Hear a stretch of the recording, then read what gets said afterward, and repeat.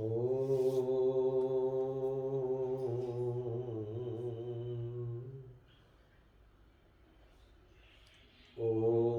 त्र्यम्बकं यजामहे सुगन्धिं पुष्टिवर्धनम् उर्वारुकमिव बन्धनान् मृत्योर्मुक्षीयमामृतात्।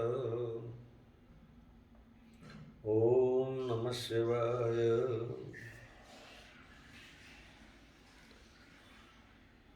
अनंत कोटि ब्रह्मांड नायक स्वयं भगवान श्री गौतमेश्वर महादेव जी के चरणों में कोटि कोटि वंदन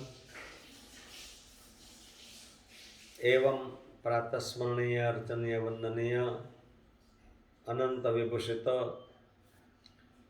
ब्रह्मलीन गुरुदेव के चरणों में कोटि कोटि वंदन।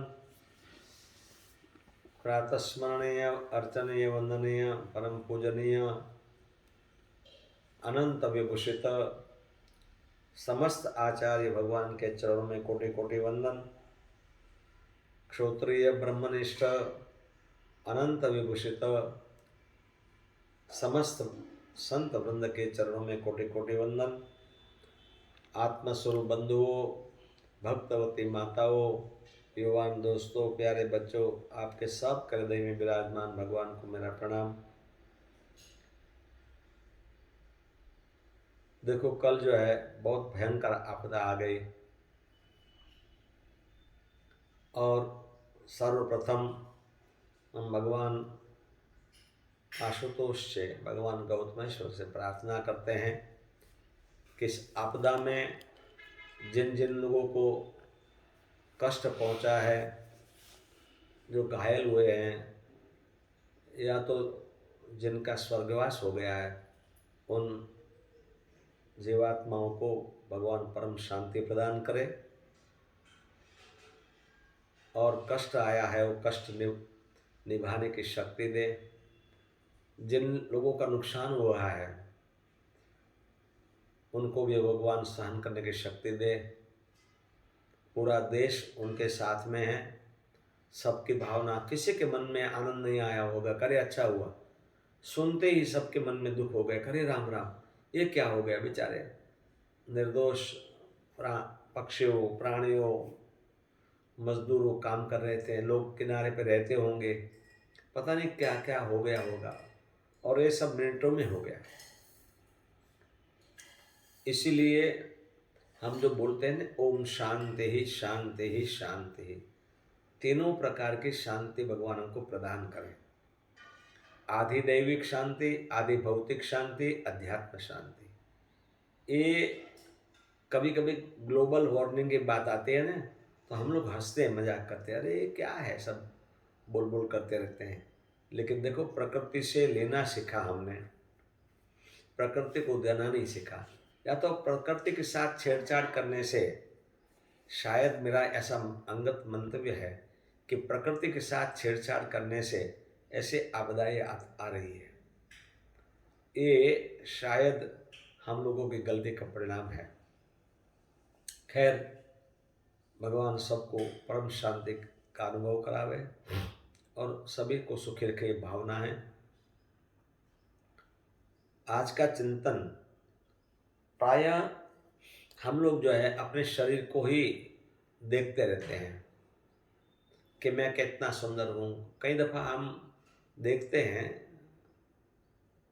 रोड पे कोई जा रहा हो और पैरों से लंगड़ाता लंगड़ाता जा रहा, फिर भी वो अपने मन से तो इतना प्रसन्न होता है कि मैं कितना सुंदर हूँ। ये एक दफ़ा एक नदी के किनारे कई महिलाएं बैठकर नदी का आनंद ले रही थी। खूब धनवान भी थी, कुछ पार्टी करने के लिए आए होंगे। नदी के जल में पैर रख के पानी उछाल रही थी, आनंद ले रही थी। उसी में से एक महिला ने कहा कि देखो मेरे हाथ कितने सुंदर है। तो दूसरी महिला ने भी कहा कि देखो तुम्हारे से मेरा हाथ सुंदर है ज़्यादा। ऐसे आपस में सुंदरता की बात हो रही थी। बहस हो रही थी और उसमें थोड़ा आगे बढ़ गए। सब लोग चिल्लाने, अरे भाई तुम्हारा हाथ कहाँ सुंदर है, मेरा हाथ सुंदर है। और सबको ऐसा ही लगता है कि मैं ही सुंदर हूँ और कोई सुंदर नहीं है। ऐसे करते करते बहस बढ़ गई तो वहाँ से एक गरीब बुढ़िया छड़ी के सहारे सहारे, लकड़ी के सहारे सहारे जा रही थी। उन धनाढ़ महिलाओं ने कहा, ए बुढ़िया इधर आओ। वो बेचारी धीरे धीरे उसके पास आई। देखो हमारे में से किसका हाथ सुंदर लग रहा है तुमको। बुढ़िया ने कहा कि मैं 2 दिन से भूखी हूँ, पहले तो मुझे कुछ खाने का दो।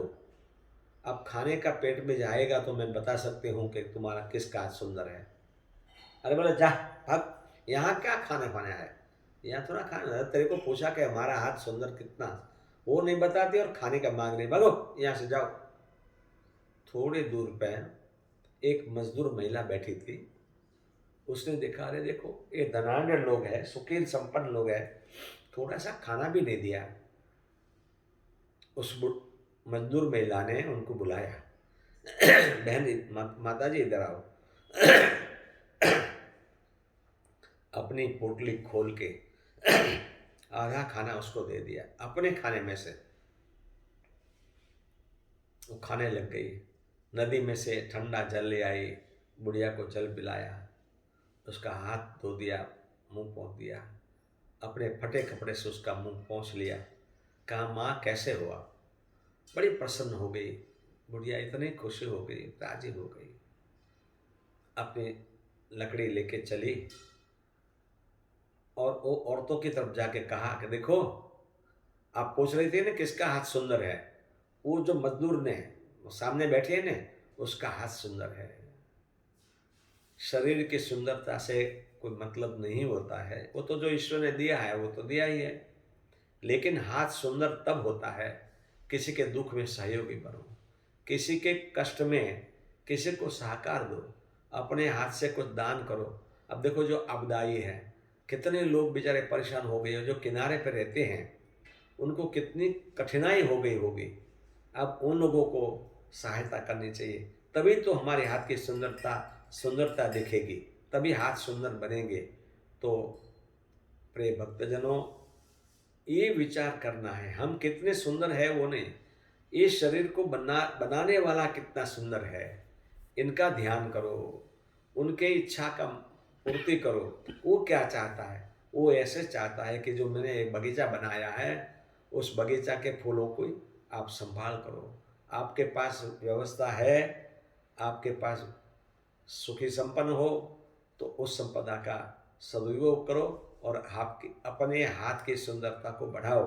उसी में आपका भला है, और जो देता है उसको ही परमात्मा देता है। अरे कम से कम ऐसे दुखद प्रसंग में हमारे मन में ग्लानि तो होनी चाहिए, कम से कम भगवान से प्रार्थना तो करना चाहिए कि प्रभु कृपा करना हो, बेचारे को कम दुख प्राप्त हो, कम नुकसान प्राप्त हो, ऐसा करना चाहिए।